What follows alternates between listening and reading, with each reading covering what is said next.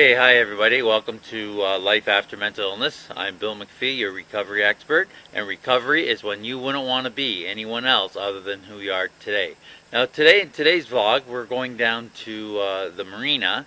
A friend of mine has a boat down there, so the kids and I are gonna swim, and then I'm gonna do an interview with my friend Brian. And Brian is a longtime friend. Grew up with him around the Niagara River, and as you guys know, that one of my main things of talking about is success. And the definition of success is basically being able to do what you want to do. And Brian has situated his life around what he wants to do. So we're going to talk a little bit about that. So stay tuned, and you got some more footage coming right away. Have a great day. Hey, hi everybody. Just down here at the marina seeing one of Brian's boats. So this is one of Brian's boats. This is called the Herb, and he's just showing us around, and then we're going to go see his other boat called the Itch, and then I'm going to interview Brian a little bit about that. But we're here in Fort Erie, and this is the marina. Lots of boats over here, and I'll get some pictures of some boats a little bit later as well. But this is going to be a lot of fun, and I'm sure you're going to be interested in my interview with Brian, because he's truly a good friend. Okay, so we're coming upon some more boats here, and we're going to go over to see Brian, your bigger boat, the Itch as they call it. So we'll go over here and hopefully try to get a few shots of this. So this is Brian's boat, the Itch, his bigger boat. And Brian also has a sailboat, a little sailboat that he has. So this is the Itch, and in front of it has the cab up there, the captain's wheel, and we're gonna go over in here and see this, and the dock's all waving here on the sail. So here we go. We're gonna go into coming on board. Do we have to ask the captain permission to come on board? Go ahead. Permission to go on board, Captain Brian? Absolutely. Thank you, Captain. Thank you. Make yourself comfortable. Okay. Okay. So we're over here. I saw them over around that dock over there, yeah. So they just hang around in the same area.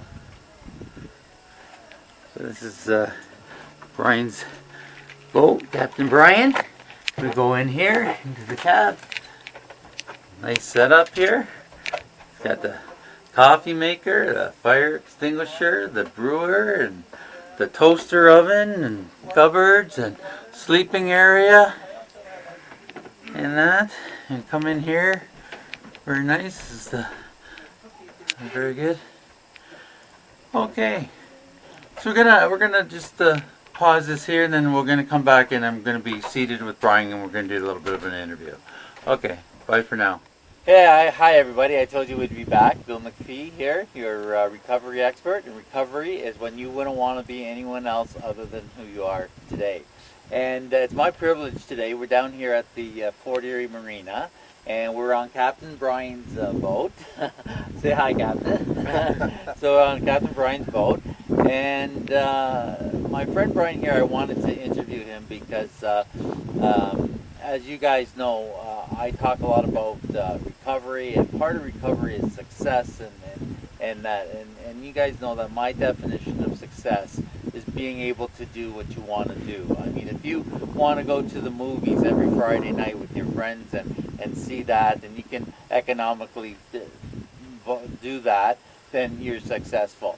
And I've always, first of all, before I get into the story with Brian and I go way back, but Brian, I wanted to interview him not only as a friend, but because I believe that Brian is successful because he does what he wants to do, and a big part of what he wants to do is being on the water with his boats and things like that. But first of all, Brian, I'm going to take you back. Now, you grew up in Fort Erie, and you always had a boat. We're talking about your father. Your father worked at the same company that my father did, Horton CB&I, Chicago right. Bridge and Iron. My dad was a draftsman and then became a squad leader.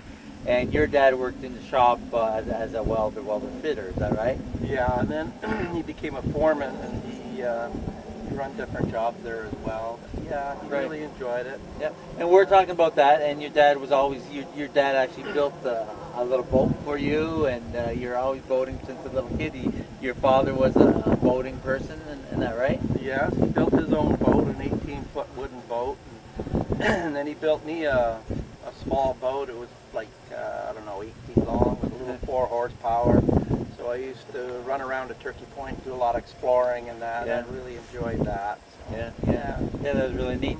And Brian, I guess I first got to know you maybe as early teens, because you were diving and you had a boat, and I joined the underwater recovery unit as having my scuba certificate, and we used to go and dive together and different things and hang out, right? And you know what, I got to tell you, Brian, you are always one of the nicest guys I've met. I've always looked up to you, and I've always said that, Brian, you have an aura about you. You have a gentle spirit about you. You are in some of my recovery methods. I talk about relationships, and the goal in relationships is basically to bring the best out in people and to be encouragers. And that's what you really are. You really bring the best out in people, and you're very a good encourager. Would you say that? Thank you very much, Bill. I really appreciate that. Yeah. So nice of you to say that. Yeah. And Brian and I go way back, because when I was 19, I was enrolled in a course called from Seneca College called the Underwater Skills Program. And what that was, it was a commercial diving program at Seneca College to learn how to do deep sea diving. And so I was actually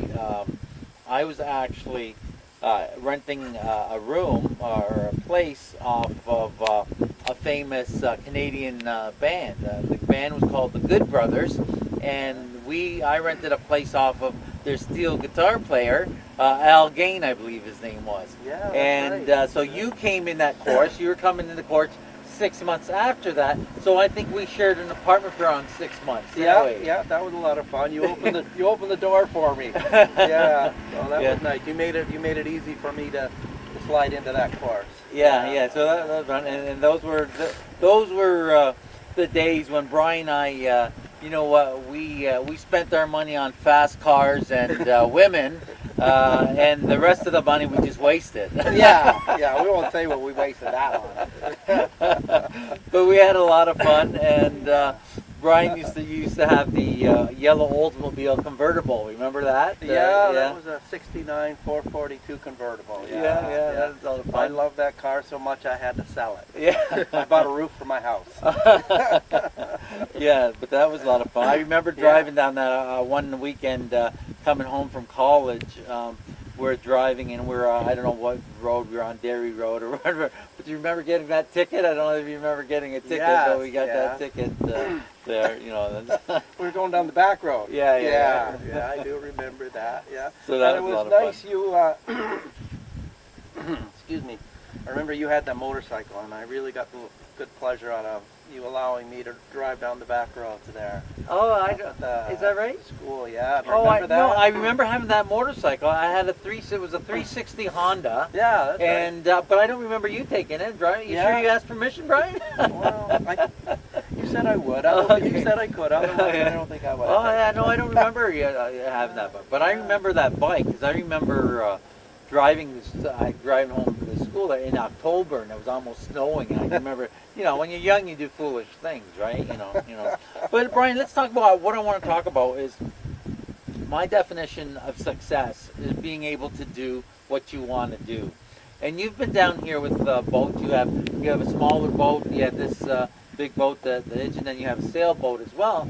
But you've grown up on the water, and you've been down here for 31 years, and it's because that's what you want to do, and that's my definition of success. And I remember you used to work at Fleet in the factory and that, and you quit that because that wasn't you. You have to be you, don't you? Yeah. And you're you, and know, you're doing what you want to do. Yeah, it's part of your path, I guess. You know, you have to go through different stages, and you know, you do what society says you should do, get a job, and I'm finding that that's not definitely the truth. That's right. So, you know, yeah, you kind of got to follow your heart, do the things that make you feel good, because if you get stuck in certain positions, it'll make you sick. Yeah. Yeah, it's not good for your health. So, Right. but yeah, it's taken a long time and a lot of reading and learning to try and figure things out. But Yeah. Yeah. we're getting there. Yeah, yeah, Still and you're a part of the seeker. path. You're a seeker. Brian's a seeker. I'm a seeker. You know, and that I found my way through Christianity, but you're going. I know you have a spiritual side, and you seek and you learn, and you know, it's we just try to do the best that we can. Yeah, Right? yeah, that's true. So you've been here for 31. Tell me. So we were talking about earlier. You've taken the boat. You've gone over to Strawberry Island here. You go over to Tonawanda, New York. You've gone through the Welland Canal here with the boats, and up to you know, different places like that. It's a lot of fun. You love boating. You were telling us earlier why you love boating so much. You wake up in the morning and just give a day in the life of Captain Brian. Captain Brian. Yeah, it's nice waking up here. I usually wake up before the sun gets up and go out on my back deck and have a tea or a coffee and watch the sunrise, and sometimes take pictures of it. My wife she enjoys doing that as well, so she puts a lot of sunrise pictures on the internet as well. And yeah, and she's been with me 31 years, and she loves boating as well. And you know, it's always nice to have somebody on board that knows how to handle the lines and what to do. Right, and she does that, eh? She knows all that. That's no problem. No problem. Yeah. Wow. Yeah. Well, you're telling me, Brian, that your other boat is you call it's in the swamp, and your wife is they call her the queen of the swamp. Oh, she's the and swamp queen. The swamp queen. That makes you the swamp king. Is that right? No, I'm still nothing. Well, listen, Brian, I want to thank you for doing this interview and allowing us on your boat, giving us permission to come on here. It was really good, and I truly mean what I said, that you're a special guy. You have an aura. You're always an encourager to me. You helped me out many times. I remember going diving with you. I remember you used to build a compressor for ale. You had the dune buggies. Yeah. Remember the dune buggy days? You used to build the dune buggies and everything like that. And I've always liked you, Brian, and you've been a good friend. And so we'll end it there, but I'm glad you're able to do what you want to do, because I truly believe that's a success. But for you out there, everybody, it doesn't have to be boating. It doesn't have to be anything much. It's what you want to do. If you want to go to the movies every week, and you can do that. If you want to read, you spend your life wanting to read the classic books for all kinds of things, and that, you know what. But really, in relationships, the goal in relationships is to bring out the best in people and to become encouragers. And Brian, that's what you do for people, and that's what you did for me. And you've been a good friend. In fact, we live next door to each other now too. Yeah. Brian's my neighbor. How things go in circles. Yeah, how things go in circles. We went to school together, and then now when we're moved on Lakeshore, Brian's our neighbor. So it was good to reconnect with you and everything like that. Absolutely. So folks, I just want to end here and say thank you for watching. And remember, there is life after mental illness, and recovery is when you wouldn't want to be anyone else other than who you are today. Have a great day. Bye-bye for now. Hey, hi everybody. Just had a nice refreshing swim off of Brian's boat here. We're just going to wrap up the segment by Brian telling you, or asking you, tell the folks here what you used to do. I know that you and how you make your living now. I know that when I first met you, I think you were working at Fleet, which Fleet Aerospace as an inspector. You did that for a while. So tell us a little bit about your careers, and then end up with telling us what you do now, and then any parting words, any words of wisdom you'd like to share, feel free. Like you said, Bill, I worked at Fleet for many years, which was aircraft work. I did that. I worked at Horton CBI, like you said, and then I did a submarine business. A fellow brought me a little two-man sports sub, which I rebuilt, and we were doing